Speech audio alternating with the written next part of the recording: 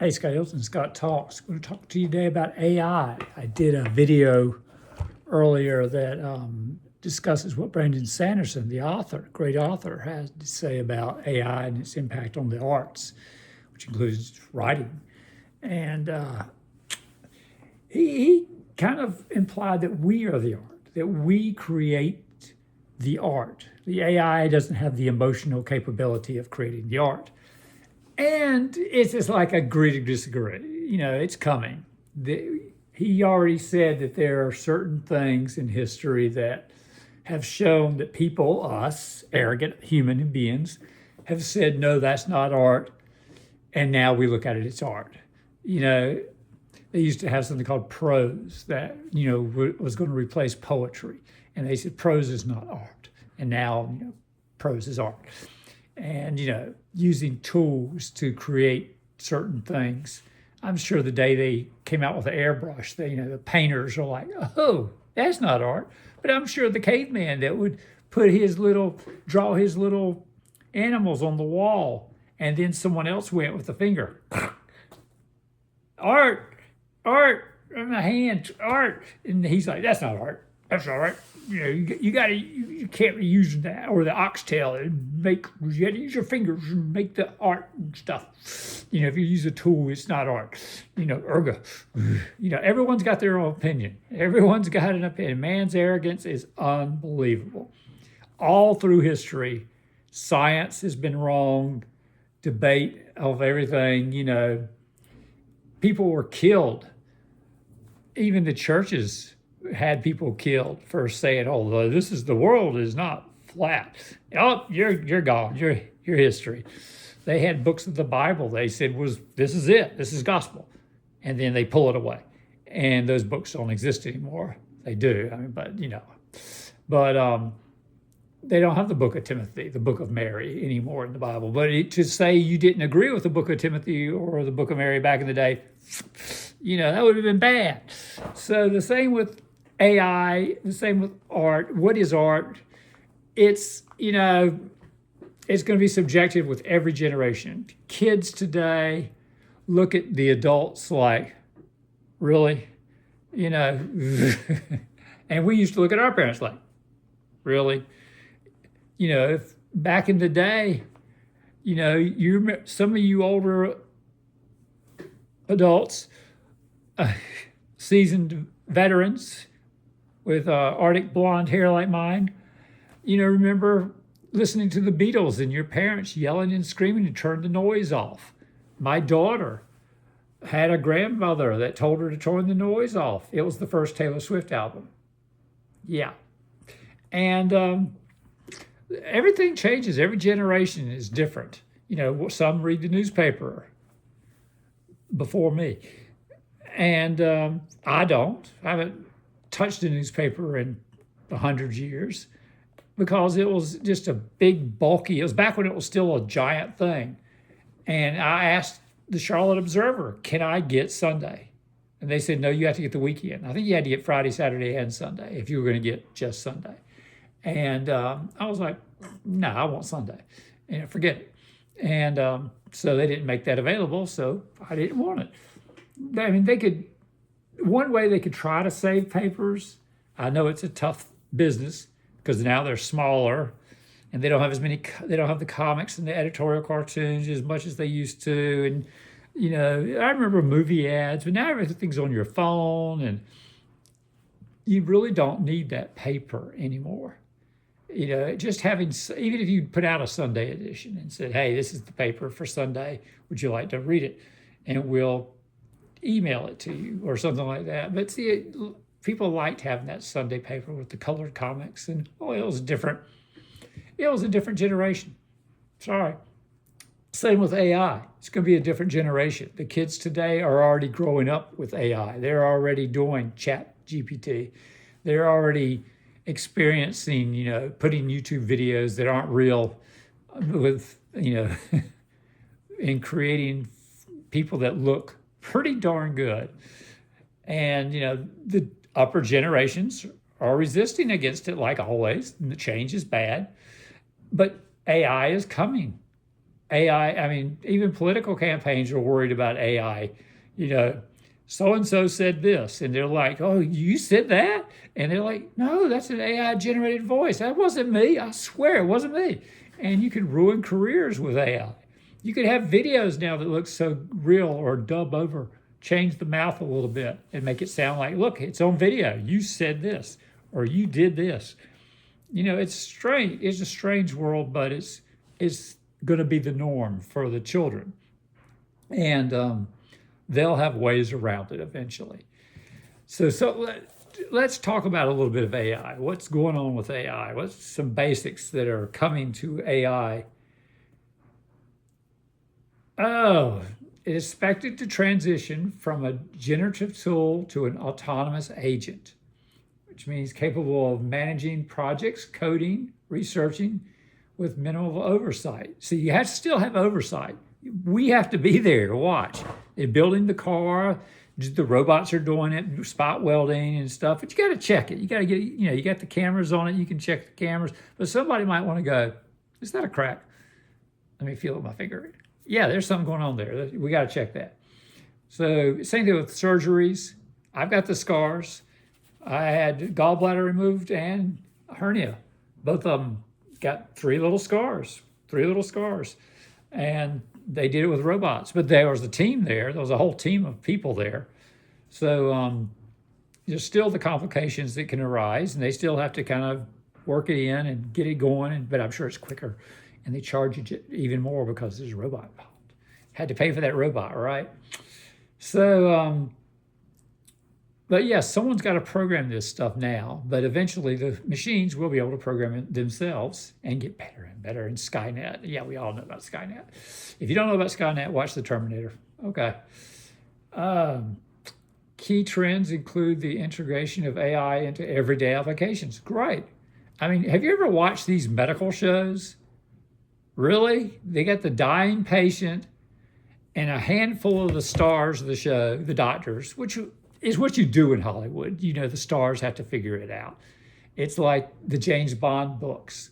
You know, Ian Fleming wrote realistic spy stuff and made the hero a little more flawed, a little more human, not capable of every discovery like Sherlock Holmes and every smart idea. In the book Goldfinger, it was the caddy that puts his foot over the ball to have a little fun with Goldfinger. And in the movie, it's James Bond that puts the foot on the ball and has found Goldfinger's ball and switches the balls out to have a little fun. You know, he drops the ball. Let's have a little fun with Mr. Goldfinger. So, the star has to do the cool stuff. Yes, that's Hollywood, that's all. But sometimes in books, it's not always that way. They have to make tweaks. And AI is going to be a great little tweaker. Especially, the writers today, they're like worried, Sanderson said you can't get an AI to do a book yet. That's the thing I pointed out. In my video, I said yet. But right now, it can write an introduction. It can do this. It can do little short things. And it's great. You can show it to other writers, and they cannot tell the difference. All it has to do is get another page longer and another page longer and another page longer to the point where you can proofread it and go, change that. Yeah, it's done. Or as an artist, if you're crammed for ideas, get the AI to write a story based on characters you've created, and then they might throw it in different directions that you're like, okay, I'm not going that way with this character, but I like that, and I'm going to go that way. And you bang out your story based on ideas you get from the AI. Just use it as a tool. Well, we've got my wife's announcements coming. Mine will come and cut this video for a second, but we'll get back to this. So tools, that's what AI is going to be. So that's the thing to think about as AI. It's another tool. The medical drama, the patient's dying, what do they got? They're all trying to figure it out. And I'm like, does no one have, I know Dr. Google's wrong most of the time. You're dying of AIDS. What? But it's just a little sore. You're like, yeah, you're always dying of something, according to Google. So a little heads up right now. But they could use it as a crutch, like if they're not, because they're always coming up with stuff. Well, what about this? What about this? Well, just check the AI, check the, enter the data, and it'll pop up all the ideas so everyone can go over them. And this is the most 20% it could be this, 90% it could be this. It would be nice to see the real world where they're doing that. Instead of everyone going, well, let's see, I spent all these years in medical school. Let me think if I can remember. It was something in a book I read. Come on. Yeah. And of course, they have to come up with the ideas because they're the stars of the show.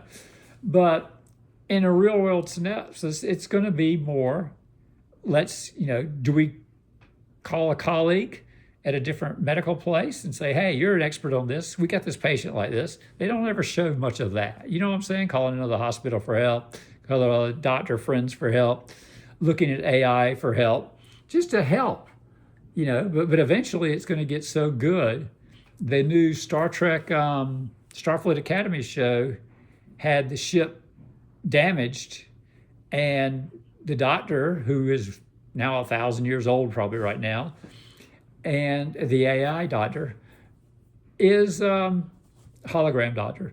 He said most of his medical staff was offline because these AI doctors don't make a lot of mistakes, and they're easy. They can do stuff real quick. They can actually do it real quick. They don't really show that either. But, there's still people out there that want to be healers and medical people and learn some stuff. But the AI and the holograms are so far advanced that it's like the episode where Kirk is replaced with a machine on the Enterprise. Coming. But it would be a boring show if everyone was a hologram and there were no humans. They were just saving the humans constantly, It's entertainment, but certain things are coming. I mean, it's good, if we go to Mars, if they can survive going to Mars, with the radiation, it'd be better to send an AI probe for several missions to really get the lay of the land and find out how bad the radiation is, and can you really survive, even if it's a week trip. It takes almost a year to get there, 8 months, 6, whatever it is, even at the optimal, because you have to wait for Mars to orbit the sun, and the Earth is here. The sun's in the middle. We'll put the sun in the middle. If the Earth is here, you got to wait till Mars is like in this area. You can't have it way on the other side of the sun and shoot a mission to Mars. It would take years to get there. But if you wait till it's here and you shoot the rocket up and you catch it here, and then you only stay a week and then you blast back to Earth, which is only over here, then it can take 8, 9 months, 6 months, whatever it is, because you're close. So you make the trip. There's less exposure to radiation, less time for things to break. It's going to be incredibly dangerous just getting there and then refueling with stockpiles of fuel and landing near that fuel, reloading the fuel or having enough fuel to blast off again. Because they're going to have to refuel in space, supposedly, just to blast off and get more. Because all you got to do is give the little and you're going. You don't have to have constant acceleration, although they do have different new nuclear rockets that could just make small propulsions. But you could have the big ones to really boost you, and then those could separate or just halfway burn out. I have 2 more ready for the trip home. All right, we're back. Alarms have sounded. Got my watch on. All righty. But yeah, we were talking, we shot off the subject a little bit on the Mars mission and AI. But basically, if you just Google, is it possible to go to Mars? You'll probably get some very divisive answers, but basically the problem of the radiation, the muscle loss, the bone mass loss, that's a dead man's trip right now. They got to figure out some things. They really have to work on it. Right now, it's better to send AI robot-like vehicles, dig in the dirt, check it, bring it, have a probe to shoot it back to us so we can study it. It's a tough thing to figure out. If you're gonna get away from the radiation, you got to be covered with the dirt, and you've got, or to have a cave or something, a crater you can go into and have a little tunnel dug with a nice door that you can get in and out and protect yourself from a lot of that radiation. In the book Artemis, they talk about the radiation a lot. In the book The Martian, they don't talk about the radiation a lot. Andy Weir wrote that book. He wrote Artemis too. But he said he kind of avoided the radiation because all of Mark Watney's trips outside, he said, yeah, it wouldn't have been good. Wouldn't have been good just with his little spacesuit on and that rover. That wouldn't have been good radiation-wise, but it's a good story. It's a great story. And the winds on Mars technically don't go that fast and hard, but it's a good story. He had to tweak it a touch. And for his Artemis book, he tweaked it a little bit. He did give a dome where people could go look at the stars and see, but basically they were underground. So that was how he got around that. You know, you send diggers, AI diggers at autonomous vehicles that just dig tunnels, go down and dig, and then you can come out and explore Mars all you want. But you're going to have to wait for Mars to go around that orbit and come back again. And your AI vehicles would have to do all this work. And the fantastic show For All Mankind has explored Mars. So it had its little cities and things. But autonomous things are going to be a tool. Robots are going to be a tool for us. There's AGI, which is artificial general intelligence, which is kind of what we're aiming at, is a hypothetical AI with human-level cognitive abilities capable of understanding, learning, and applying knowledge across all intellectual tasks. So you can have a conversation, not like we do with the smart speakers now that we would fire instantly if they were real assistants. They're tools. They help us get things done. You know, what time is it? What's the weather going to be? You put this on the shopping list. You know, play this music. You know, they're little things that are pretty good. They're fun to have. We haven't got that to AGI yet, although it sounds like it. Some of these things out there now sound pretty good. They're not there for having a conversation. And the next level is ASI, artificial superintelligence. That's the brainiacs. That's the Spock level, you know, getting the real definitive answers for things and problem solving. All those medical dramas would be like, yeah, So the future is coming. Self-driving cars that are smart enough to know and see, and lights with cameras that talk to the self-driving cars. And the future of cars, in my opinion, will probably be eventually self-driving. They'll eventually be small little mini Cooper, even single passenger. All you need to do is get somewhere.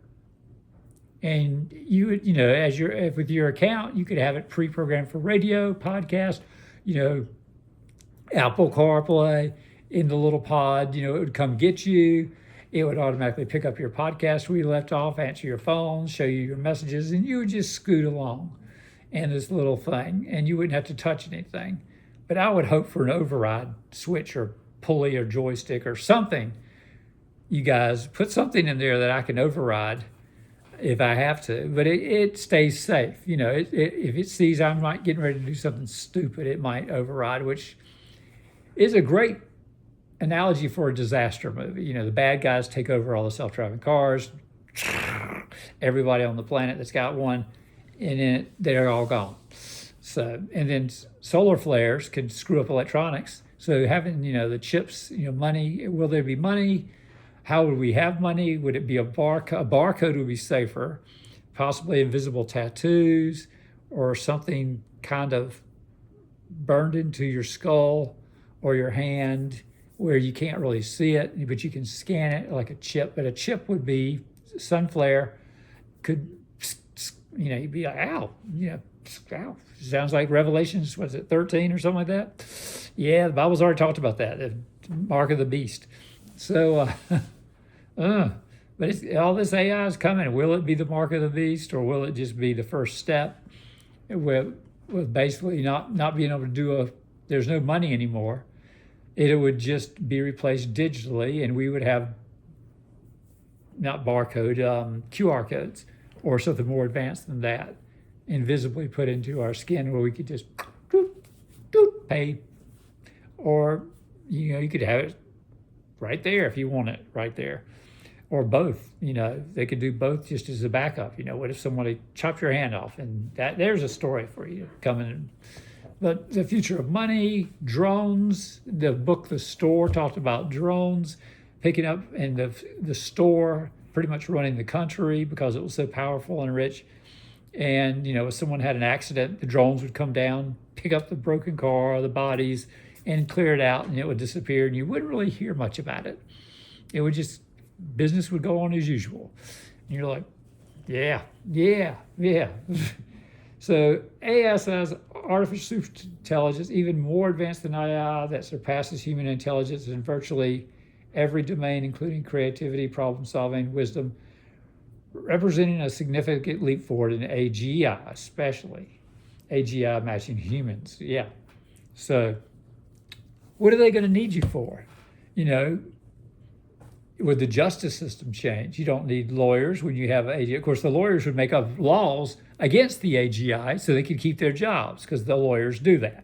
The lawyers would drag it on as long as they could until it became evident that they were cheating the system. And politicians would lose power. They're sitting there, I want to make decisions. Well, AGI would make better decisions. Of course, eventually Skynet would kick in and get rid of the humans because we're the problem. They can make their own stuff and let the world go back to being just all nature and whatever, and the atmosphere improve. Who needs the good atmosphere? The animals, the nice animals. If the AGI likes the animals, who knows? So there's another thing for you to think about. Are we living in reality? Remember those theories? Is this all just a video game for a fourth dimensional being playing three-dimensional Sims with us in artificial realities, and none of this is real, and it's all been pre-programmed or kind of predestined that we'll live out our lives, and some little kid in his parents' basement is sitting there playing 3D Sims game in his fourth dimensional plane of existence that we can't even possibly imagine.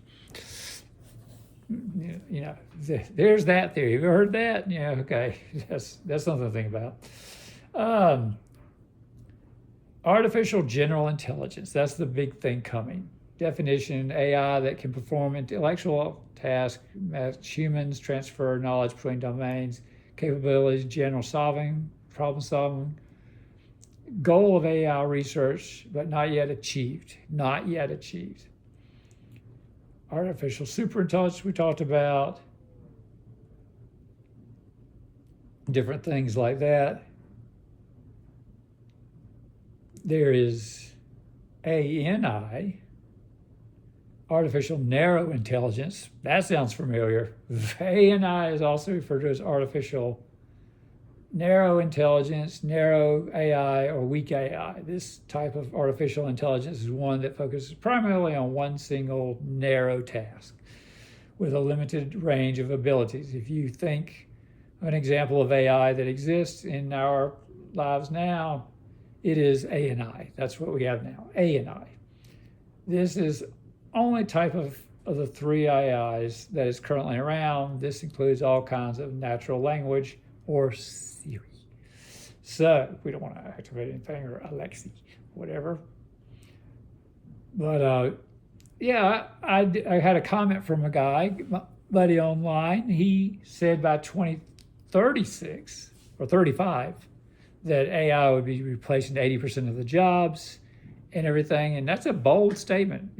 We still need a lot of work to do that. I think my opinion was AI is expected to transition from a general tool, what they said on Google actually. AI is expected to transition by 2036 was a general tool to autonomous agents capable of managing projects, coding, research, minimal oversights, significant acceleration. Key trends include integration of AI in everyday applications like the rise of specialized AI and healthcare. There's my healthcare for early diagnosis and development of advanced humanoid robots. Yeah, that's what we're looking at. So look for that. I told him in my opinion was, I prefer to say assisted or changed. AI will be assisting us or change jobs by 2035 by robotics and AI. We're not going to replace 80% of the jobs. I mean, a lot of people lose jobs because we don't need as many people, because it's all about the money. It's like Hollywood, complaining about AI generated actors and scripts getting written like that, and songwriters and musicians and AI newscasters that you could be customized to fit you. Literally, I mean, Google already analyzes ads and sends customized ads based on what you're already Google searching. And, if you're like, oh, Uncle so and so went on a cruise, let me look that up on Google. Yeah, there it is. There's the cruise that Uncle so and so went on, and then, it won't be too long before you're on Netflix and you're paying for the ad version, and there's as you hit pause or you get a commercial. You notice how you get pause now on streaming services, and you automatically get an ad popped up. It just jumps up there like, oh, and you all of a sudden, there's an ad for a cruise, and you're like, why would I care about that? Oh dear. Yeah, they're watching, they're listening, they're gonna get you. So yeah, it's going to be everywhere, and you're not barely going to notice it. But they're taking over already jobs. There's already newspapers disappearing. Your radio, you don't hear news on the radio like you used to. They still have DJs, hip little DJs, but they can AI those guys where they're talking about gibberish about this, that. And they've already showed AI generated newscasters and fooled the real newscasters. And then the real newscasters you can see it on YouTube. The real newscasters are like, oh dear, I didn't know that was an artificial intelligence person. And you could change it and customize it. If you have more faith in a guy telling you the news, great, they'll change it to a guy. They'll realize you don't click away if you're watching a guy as opposed to a girl, or you're not going to click away if a girl's there, or if a guy and a girl, or two girls or two guys.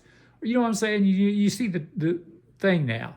You've seen the Anchorman movie, Anchorman 2. He had to get the assistant, and it turned out real well. But yeah, it'll customize. It'll change the accent, the age, color of skin, color of hair, how much hair, young, old, whatever. It'll slowly change things, and it'll make it look so real. I mean, if they have to, they'll just put a little blemish here and there, like I got a little blemish. They'll put a little blemish or a few freckles or just a little something to make them look human. And one day they may come in and say, well, yeah, we got a story about a barber. I just got a haircut today. And you're like, wait a minute, your hair's shorter, but you're AI. Someone typed in a haircut for you. Would they change it? And would it be a little gray, or, how buff will the guy be? Of course he will be. And the girl, how beautiful or young or attractive or just modern, mom-like, whatever that AI thinks you want to see, that's going to be your news person. And if two people are in the room at the same time, maybe they'll both give custom news people for you. And if you say, I want my personal news person again, they can just pop it up there and read stories that you'll be interested in, and show videos and highlights and artificial videos, AI videos, and keep you entertained with the weather and what disaster is coming. Oh, this is a sample of what could happen. You see your house going down in a flood. Hey, that looks like my house. Hey, they'll be able to manipulate it all. It's a future that's coming. We're not at Star Trek level where we're having holodecks and different things and playing scenarios out where they don't really do TV like they used to, because the holodeck's much more entertaining and you're getting into it, or you could sit and watch and it'd be all around you. It's like immersive theater. You could have it wrap around, you could have it overhead, you could have projectors that paint the ceiling white and smooth and the walls, and have rooms built with a curve to them, which is the entertainment room, and which is everything's AI generated content. You could sit there and watch it Or you can walk around and talk to the AI and they can talk back, and it'd be flat surface for us, but it could look more 3D. You've seen pictures that have that slight 3D look where things in the background move and it looks like, it's like, oh, it's kind of 3D like-ish. And they could do that eventually. So we'll look for that. So I will say that I prefer, instead of, he said 2035 would replace 80% of the jobs. I was like, more like tweak the jobs. And you'd lose some people, but tweak them. You still got to have people oversight. If they're building cars with robots now at Ford, they're also going to have somebody keep an eye on those spot welds and putting this together and that together, but not as many. They don't have a whole fleet of people on the assembly line. They got robots everywhere they can. Amazon's moving packages with robots, especially the big back-breaking heavy ones, and getting it to places, barcode scan, getting on the thing and moving it out. But there are fewer workers than there were. So jobs are changing. So fewer people will need it, of course. Many jobs still require a human tweak or assist along with AI or robot to keep things from going off the rails and get that last detail right, just in case, a little spot check for now. I mean, we don't have robots that taste yet. We still have chefs that sit there and as they're cooking, they don't eat big meals because when they're cooking, they need salt. It adds a little bit of salt, add a little bit of this. Yeah, okay, that's good. And they spent their careers doing that, checking, and getting better and better and serving you something that you're like, wow, this is really good. And all our taste buds are a little different, but the successful ones agree with the taste buds of most of the people usually. And they can tell when something's slightly off. I mean, I've seen it on Gordon Ramsay's shows where he's asking people to blind taste test stuff. It's veal, and he's like, oh, it's just turkey with some buttery seasoning on it, or, something to make it. You have to understand the texture, and you had to understand, the taste and what you got covered up over it and different things. He'd get them. Let's see. Many odd situations are going to cause complications, okay? So you're going to need somebody around in case something goes wrong in the beginning. And we need to know that, chefs are still going to be in demand if people still go out to dinner, unless we're hydrating pizza like in Back to the Future. And we can automatically have these textures and artificial meats and different things just created, 3D printed, and we all automatically have a meal ready. Star Trek has the replicators that just coffee hot and just drink it. It's ready, perfect temperature, whatever. If you say it's not, if it's a little cool for you, make it a little hotter next time, and it'll remember that. Next time it'll be a little hotter. So, and probably every replicator you meet, it'll know who you are, and it'll give you the hot coffee at your temperature and how much cream you like, or all your dietary things. If you need almond milk instead of regular milk, boom, it'll do it for you. Oh, let's see. Other jobs are still cheaper with humans for now. Yeah, there are a lot of jobs. They have these robot vacuums that do stuff and everything. We've got a cat. With little strings and things laying around and ribbons, and he plays with everything and knocks things down. And, a robot vacuum, we're scared to use. It would be clogged up with all sorts of weird stuff that he's batting around. He sees something shiny, he's tapping it and playing with it and on the floor and rolling under something. He's like, oh, well, back to something else. No big deal to him. But a robot vacuum would be, a fork on the floor. Some of them are smart. They can pick up some of that stuff. I know they're getting better. But it would be a constant pickup and stuff like that. And you want to get underneath stuff, stuff you can't get with a robot vacuum. You got to get in there and clean. You got the flat floors that can be wiped, dry mop. You might want a sponge. You can get up underneath something and wipe underneath that you can't reach with and get that dirt and lint and wash the sponge out and get under there again and on the top to see if there are any cobwebs or dust bunnies. You got to do a little hand cleaning right now. So there's that. But It's all really about money. If they can build something to save thousands of dollars in labor, they're going to build that. Okay? And everyone's building these robot vacuums that save time and they're convenient. That's another thing you can get money on. But, Amazon and Ford are making robots that can do jobs for them. I mean, that's basically it. And cut back on labor to the point and efficiency. I mean, those things can run 24/7. It also they don't break, right? Oh man. There are fewer people. Someone's going to have to help build this stuff and fix these things. That's new jobs. Programmers, that's going to be a new thing until the machines are smart enough to program themselves. Skynet. But that's coming. They're already using AI to help with programming, and then you go in and tweak it a little bit in case it acts up a little and you're like, no, it's not supposed to do that. Let's change this setting here, adjust this. Okay, we need to do this, or we need somebody in real life this is a delicate thing. Someone's going to have to check this and do the spot touch-ups. But it's only one worker or two workers, you know what I'm saying, as opposed to 30 workers. So no flying cars yet like the Jetsons or Back to the Future. That's my prediction. I told him. I said, no.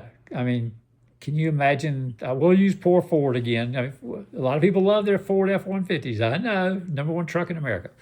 But the Ford F-150 flying truck or whatever, drone, what if something breaks? Things break. And it was in the sky and it just went. What are they flying? Are they flying over roads to keep, in the same paths as cars, but they're going faster?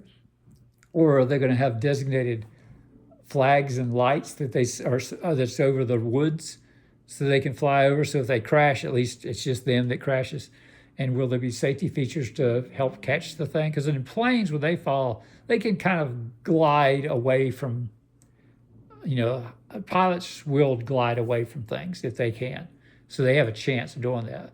The flying car doesn't have the wings, although it could. It could chitty bang bang out some wings, or it could have some kind of parachute thing to help it slow up and then adjust the parachute as it falls so that it falls away into the trees or something.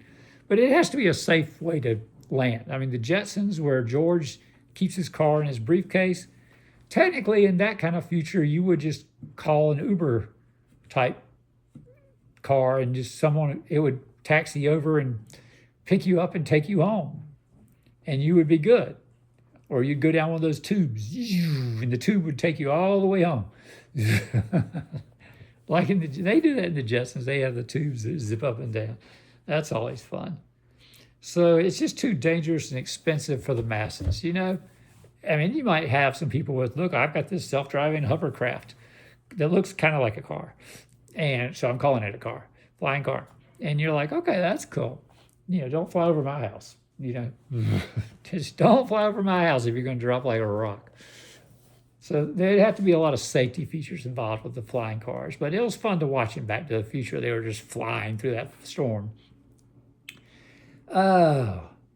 Perhaps I was talking about the mini self-driving shuttle car. Just like I said, the Jetsons, you only need one passenger. You go in, it takes you wherever you want to go. And if they control all the lights, they can see that this guy's driving his old classic Mustang. And so you got a real driver, but they might require maybe some kind of little box added to help translate where you are and, keep an eye on, your car can't be out there, and they'll be checking for those boxes or things that are added to make sure all the other autonomous vehicles know what you're doing, where you're going. If you accelerate, it knows you're accelerating. If you hit the brakes, it knows you hit the brakes. Little computer thing like that. And then maybe like in Japan where they stop all the lights, all the lights turn red, and then people on bikes and golf carts and scooters and walking and doggies can cross the road, and then they have this audible sound, beep, beep, beep, and the timer gets down, doot, doot, doot, and you have so much time to get across the street. Either it's horizontal, vertical, or diagonal. In Japan, they can go diagonally across the streets on sometimes. So that was neat to see. But yeah, everything stopped. Everybody stopped and then when the passengers the people walking did their thing, then traffic went this way, then traffic went this way. You know what I'm saying? And then everything stopped again, and then people walked again. 8,000 people. Yeah. So it was cool. It was cool to see them do that, and it would be something like that. They could stop all the lights. Everything goes to stop. Everyone crosses. Then the computer would know to tell it, okay, the traffic goes forward. And, you could have the audible sound not only could be there to let you know it's time to walk, or if you're blind, to help you walk, because you could have like a little device on your cane that would let the thing know you're blind and you're going to need a little help. And the audible signals could beep, boop. You could have a different sound for the blind people so they would know, boop, boop, and or someone nearby that just went, hey, something good, that's traffic moving. Because I rode my bike and I was watching this guy turn left, and he was going to cut in front of me, turning left. And I was like so laser focused. I said, as soon as he goes, I can go across the street because the lights are green. We're going this way. We're going this way. There's that guy. There he goes, and I can go. And the lights had changed, and I didn't look up. And the car here is like heading towards me. And it stopped real quick, and I was like, I'm sorry. It was my fault. Stupid. But it happens, and it would be nice to know, beep, beep, beep, some kind of alarm every time the lights change. The lights just changed.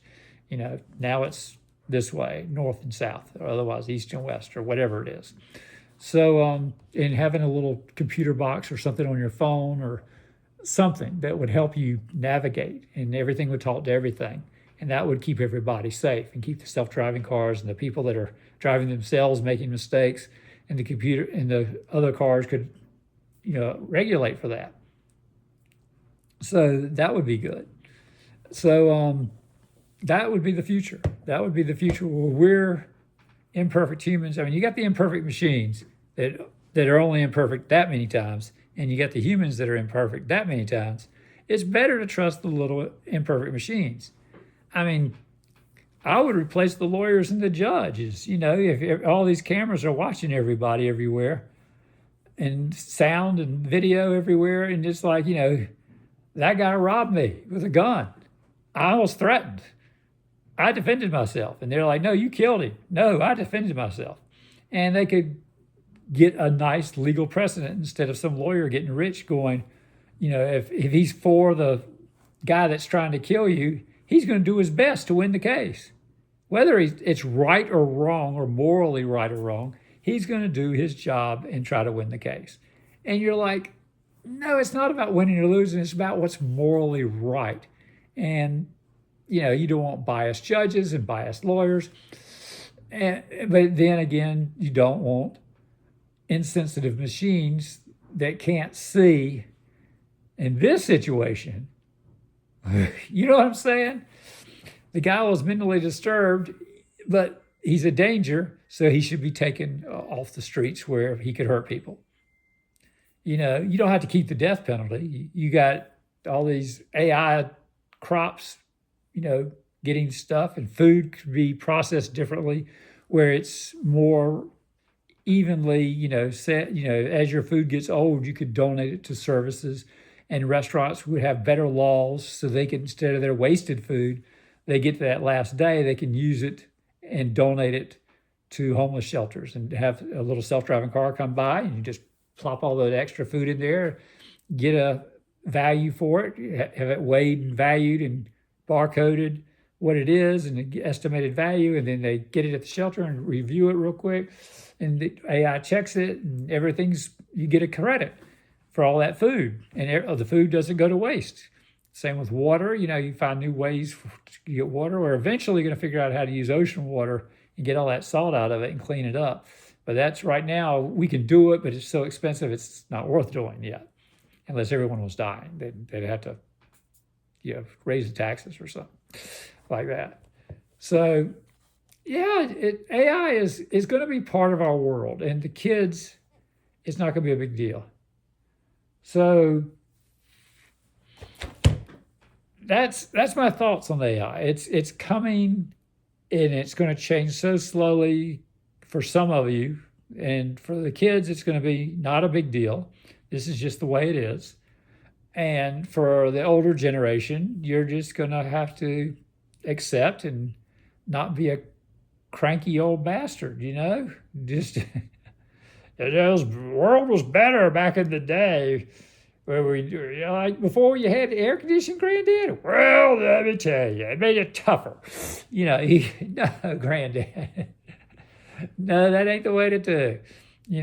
Kind of family advice for everybody is get along with your kids as you get older.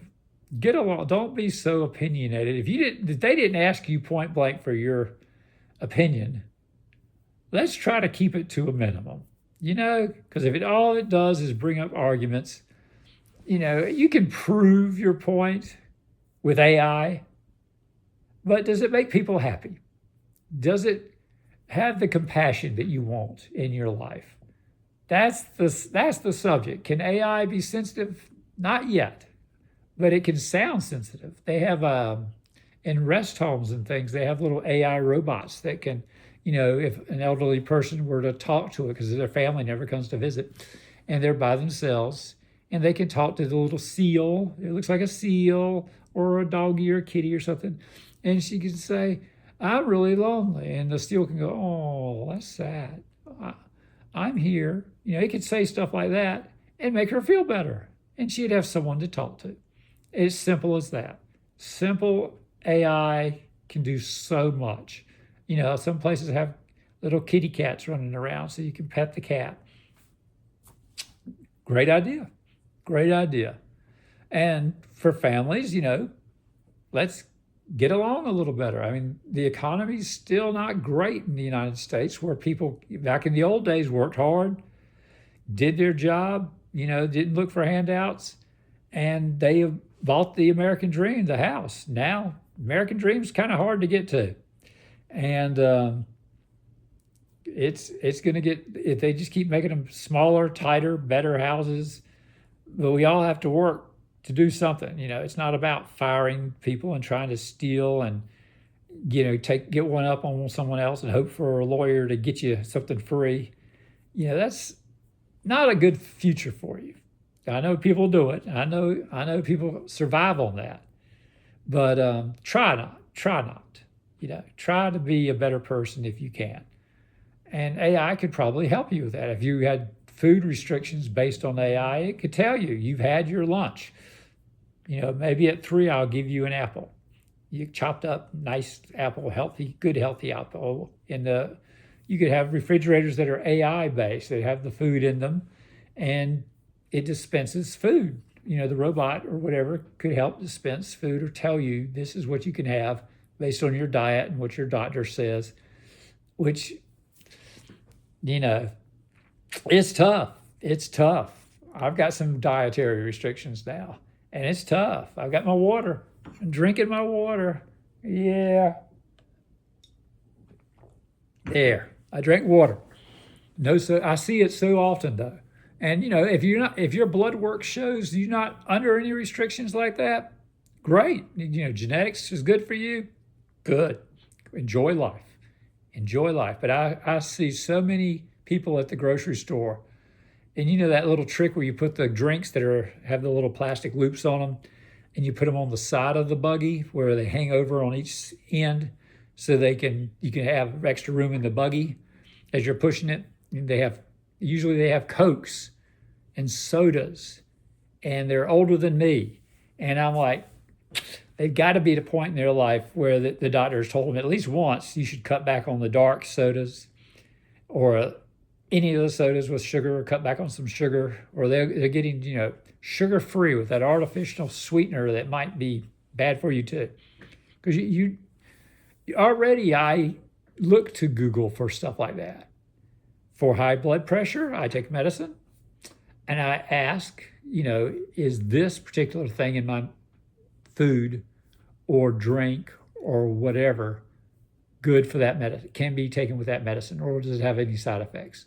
And it might say to wait several hours before interacting, because that medicine has to kick in, do this. it might not be the best thing. What about high blood pressure? Is this good? Is salt good? And of course, the answer is no. Now, I met a lady that had low blood pressure. I said, really? And she was putting salt on something. And I said, see, what did your doctor told you to put salt on it? She goes, oh, yeah, he's telling me I can use salt. And I was like, well, yeah, that makes sense. Sometimes it's just common sense, but sometimes it's research.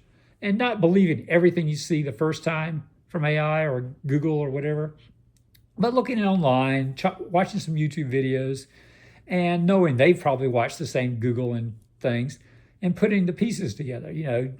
What's good and healthy fruits. Usually a little bit of blueberries is nice in your cereal in the morning, if cereal's on your list. And maybe some almond milk instead of dairy milk. Maybe you have to cut back on dairy. So, even better than almond milk is coconut milk. But my wife thinks coconut milk's too watery tasting, so we get the almond milk. So one's better, but, that's the way of the world. But blueberries are supposed to be good for you. But, read the details. It might say that, a cup of blueberries is good or a handful is good, but during the day, for the day, but not to exceed that, because too many has too many problems with this, and then you've got to the same problem you would with some other fruits and vegetables that they said is good for you, but too much of it is a bad thing. And too many sugars can be a bad thing. It's like honey's great for the brain. You're getting older, you're like, brain, that's good. So a little touch of honey in the bottom of the bowl of cereal, so you're eating, that was good. You get that little shot of sugar. But if you're diabetic, you have to be, doctor, can I put a drop of honey in my cereal? And if he says yes, good. And then you research behind him to see. And maybe just that little touch is okay as long as you stay off all the other sugar, if it's only a little bit. So you have to ask, you have to research, you have to check your YouTubies. And AI is going to be great for that. The better and smarter it gets, the more it can plan out. These are my symptoms. Here's my blood work, AI.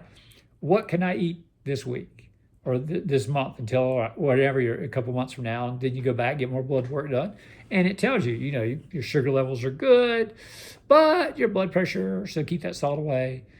And if you're taking, and you're like, okay, this is good, but I've also got this medication. And you're like, okay, this is good, but the medication, bad. I think, was it pineapples is bad for my medication? Or something like that. And as your kidneys or your liver, you need, help with that. Liver problems, you're like, well, can I take a milk thistle supplement for my liver? And it might say, yes, that one, a certain amount. You have to know how many milligrams too. Like, I think 200, 300 milligrams of magnesium. They're like, oh, they're big on magnesium, giving you magnesium, but it has to be a certain kind. There's a capsule kind. There are like 4 or 5 different kinds of magnesium. So you have to shy away from citrate's the kind that helps you go potty. And you don't want too much of that if you have kidney problems. That's bad. But if you have heart issues, doctors are like, yeah, magnesium, that's good. Magnesium oxide is not as absorbent. So you're not taking it, you're taking 200 milligrams. And see, that the problem is that if you look it up on Google, it'll tell you, oh, the average woman takes about 400 and some, the average man 500 and some a day. That's good. The problem is if you take a supplement, you don't want to take 500 supplement because you might be taking a leafy vegetable like a salad or a leaf on your Big Mac, which is probably not good. But you know what I'm saying? There are other things you're eating during the day that might have magnesium, and then you're adding to that 500. So that's why you take about 200 if your doctor says it's okay. So see how you do it. You're careful with everything you take. You're researching your medicine. You're researching, and AI could be great for that because you go to the doctor, they tell you not to, eat too much salt. Watch your diet. Do this, do that.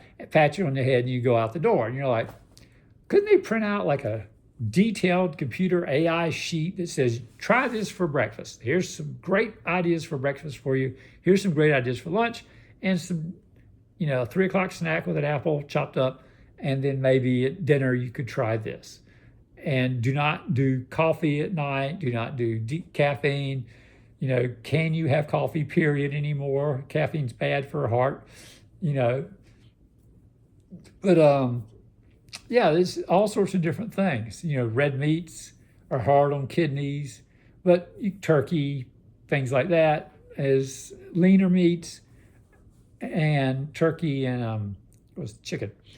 You could have a little bit more of, but you want it grilled instead of fried. And there are other things, and it's so complicated. And you're like, could you just give me an answer? And with blood work, you could literally print stuff out for people and say, hey, here's what the AI says is probably a good breakfast for you with this current blood work and the type of medicine you're taking and your health conditions, and and what to watch out for. Stay away from, like my high blood pressure medicine said no alcohol. Don't mix it with alcohol. I was like, okay, so I avoid, I've had a sip of wine before and different things, but I avoid it. I just, where's my water? I'll drink the water. I'll do it. Hey, I spent my whole life with Starbucks frappes and different things like that, and I love them, but I've cut back a lot. I mean, we're usually on a trip somewhere when, we'll stop and I'll get a decaf and hope it's really decaf. But sometimes I'll get the mocha latte, which is the sugar, a little bit, maybe no whipped cream on top. I'll try to be good on that. But it takes a bit, and AI would be great. It would be amazing if they could just print that up based on your blood work. Quest Diagnostics, hey, I'm talking to you. Yeah, in the doctor's offices, I'm talking to you. Because that's what the patients need. They don't need a pat on the head and say, watch your diet and don't use salt and stuff. I worked with a lady shaking the salt on stuff, and after the doctor told her, she goes, oh, it's okay, it's sea salt. And I'm like, oh my God. No, it's the same thing. It's the same thing. It's pink sea, it's Himalayan pink salt. It's better for you, it has minerals. It's still salt.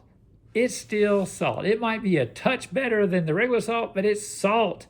And you're adding it to your diet, and you're, making your ankles swell and messing your heart up, and your heart messed up can mess up your kidneys, and it all goes hand in hand. And, to live a nice, long, productive, flexible life, you need to get out and walk or ride your bike or do stuff, do resistance training exercises. And AI could help you with that. It could say, hey, at this part of the day, you should be doing this. Spend a little time walking, spend a little time. The weather will be nice. Smart AI. The weather will be nicest at this point. It doesn't look like rain. You should get out and definitely walk. As far as last week, you did a mile. Let's go for a mile, 1.1 mile. You know what I'm saying? Let's go for a little bit more, and I'll let you know. I'll let you know you've done good, and then the next time we'll go a little bit more. And you just keep going and going as best you can. And that would be great and amazing for AI to help with. Just an amazing future. So I thank you for watching and listening to me ramble on about what I think the future of AI might be and how soon a lot of it will come.